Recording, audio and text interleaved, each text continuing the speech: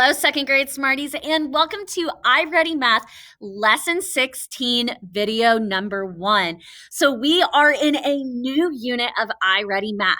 For the first few lessons in Unit 3, we are going to be talking about understanding length and measuring tools. So go ahead and get your instruction book, and we are going to be in page 154 and 155. So this week, we're going to be talking all about measuring objects. So let's look at page 154 to talk about measuring objects correctly. It says, what does it mean to measure length? You can find the length of objects like a marker. So look at the marker. The length of the marker is how long it is. So we can use different kinds of objects to measure length. So in the picture, it says you can use paper clips to measure the length of a marker. Line up the edge of the first paper clip with the edge of the marker. So when we measure objects, we need to make sure to line it up with the edge of the thing that we are measuring. So if I am using paper clips, I need to make sure that my paper clip starts with the edge of my marker. So let's look at the examples that they give us. Things to not do with measuring with different objects. So the first thing is that we should not put the marker in the middle of the paper clips. So let's say we lined up 5 or 6 paper clips and we just stuck the marker down in the middle. That is not a correct or accurate measurement. It also says do not use paper clips that are different sizes. So let's say that let's say we're measuring a pen with gummy bears. And let's say I used tiny gummy bears and big gummy bears to measure my pen. That is not going to be correct because the tool that I'm using to measure is not the same size. So our measuring tool has to be the same size. It says, on the third one, it says, do not have any spaces between the paper clips. So look at the picture. That is not going to be a correct measurement because our paper clips are not lined up back to back. So we need to line them up perfectly. And we should also not overlap. It says do not have any paper clip on top of another paper clip. So look really closely at this graphic.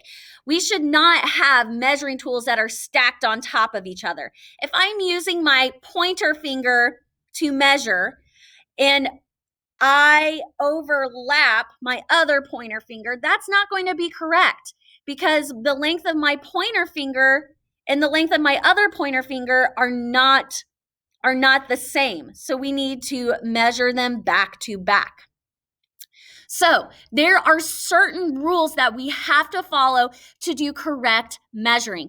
Just like when we are adding and subtracting, we have to follow steps. We have to follow directions. So let's look at this picture right here. How many paper clips are used correctly to measure the marker? Let's count them. 1, 2, 3, 4, 5. How many paper clips fit under the marker? 5. So we can use different objects to measure, but we can also use units of measurement to measure objects. So for example, we can use inches and centimeters. Those are 2 units used to measure length. So the length of a quarter is about 1 inch.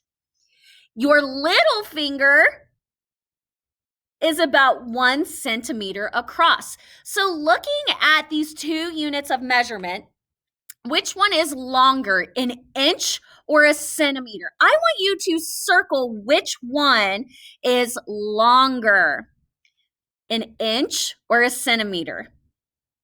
So the unit of measurement that is longer is an inch. You can see that with how they measured the quarter and the little finger. It also says a ruler is a tool used to measure length. So we are going to be exploring different units of measure and how to correctly measure objects. All right, let's see what number 1 says. It says, why would you measure the length of your shoe with a ruler instead of paper clips? Ooh. So think of your shoe size. Okay, think of your shoe. I'm going to stick up my shoe.